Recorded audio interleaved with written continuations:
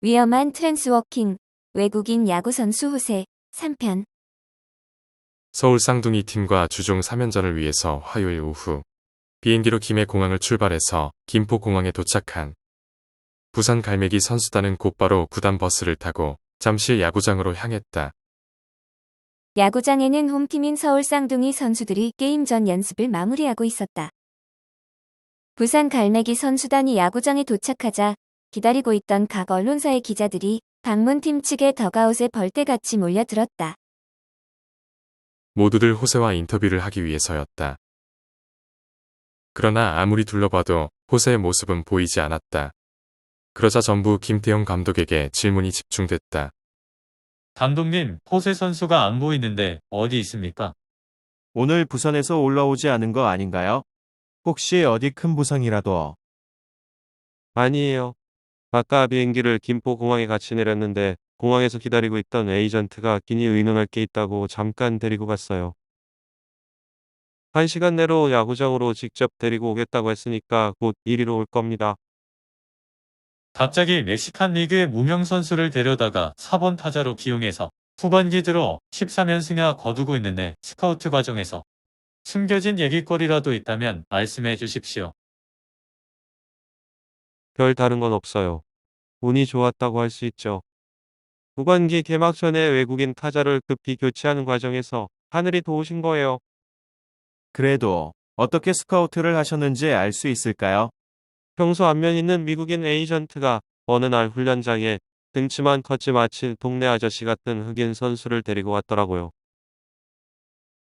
체형이나 근육이 야구 선수 같이 보이지도 않았어요.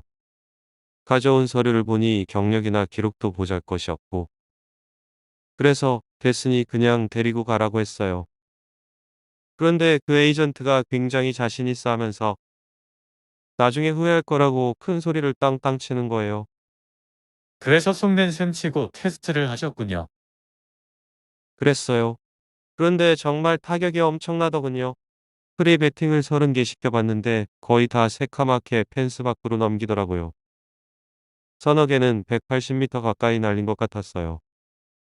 그래서 이번에는 우리 불펜 투수들을 던지게 하고 시뮬레이션 배팅을 시켜봤죠. 아니 글쎄, 그런데 이 친구가 홈런 10개를 날리는 동안에 우리 불펜 투수들이 아웃카운트를 한 개도 못 잡는 거 아니겠어요? 그래서 상당히 놀라셨군요. 놀라다 뿐이겠어요. 내가 야구 생활을 40년 했는데 그런 타격은 처음 봤어요. 그러더니 그 에이전트가 100만 원 내기를 하자는 거예요. 우리 팀의 에이스 박세용 투수가 정식으로 던지고 3아웃 이전에 홈런 5개를 치겠다는 거였어요. 그래서 내기에 응하셨나요? 호기심도 생겼지만 약간 약이 올라서 하자고 했죠. 당연히 이길 거라고 생각하기도 했고. 박세용이 그 얘기를 듣고 정말 어이없어 했죠. 그래서 모두들 제대로 몸을 풀고 수비 위치에 나가고 마침 훈련장에 우리와 연습 게임을 하러 왔던 대학야구팀 감독이 심판을 봤어요. 그래서 어떻게 됐습니까? 참 그게 말이죠.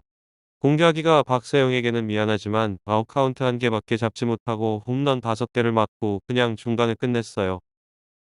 정말로 대단했군요. 우리는 쇼크 그 자체였어요. 그 자리에서 구단 프런트 직원에게 급히 연락해서 빨리 계약을 해달라고 했어요.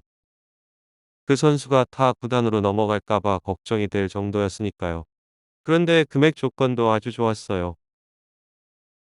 김태형 감독을 둘러싼 기자들이 그의 소설 같은 얘기에 정신이 팔려 있을 때 언제나 그랬듯이 짙은 선글라스에 콧수염 기른 호세가 에이전트인 윌슨과 같이 방문팀 덕아웃으로 들어왔다.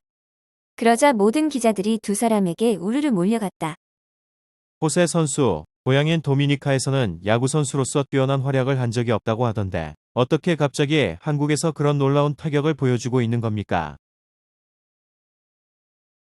호세가 뭐라고 말을 해야 할지 몰라서 머뭇거리자 옆에 있던 스캇 윌슨이 대신 앞으로 나섰다.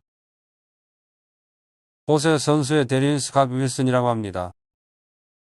호세 선수는 야구는 잘하지만 과묵한 편이라서 제가 대신 대답해도 되겠죠? 호세는 한국에 오기 전에 몇 개월 동안 정신집중 훈련을 효과적으로 받았습니다. 그래서 선천적으로 상당한 순발력과 파워를 가졌지만 가진 실력을 제대로 발휘하지 못했는데 이제 모든 게 딱 맞아떨어져서 강타자로서 눈을 뜨고 늦게나마 대성하게 된 것입니다. 계약금도 없이 반년치 연봉으로 불과 3억 원을 받았다고 들었습니다. 그럼 앞으로의 계획은 어떻게 됩니까? 그건 사실 그동안 제대로 된 경력과 기록이 없었기 때문에 그랬습니다. 이번은 어디까지나 내년 시즌을 위한 시험 가동이라고 보시면 됩니다. 시즌 후에 봐서 일본 프로야구나 미국 메이저리그 진출도 고려하고 있습니다. 윌슨이 얘기하고 있는 모습을 옆에서 조용히 지켜보고 있는 호세에게 연방 플래시를 터뜨리던 사진 기자들이 호세의 코앞에 사진기를 들이대며 요청했다. 호세 선수, 정면 사진을 한 장 찍겠습니다. 선글라스 좀 벗어주시죠. 그 말에도 호세는 묵묵무답 전혀 반응이 없었다. 옆에 있던 윌슨이 손사래를 치며 기자들을 막아섰다. 안 될 겁니다. 호세는 남들 앞에서는 절대로 선글라스를 벗지 않습니다.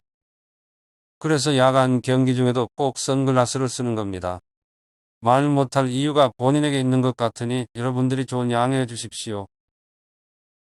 자, 그럼 오늘은 여기까지만 하시죠.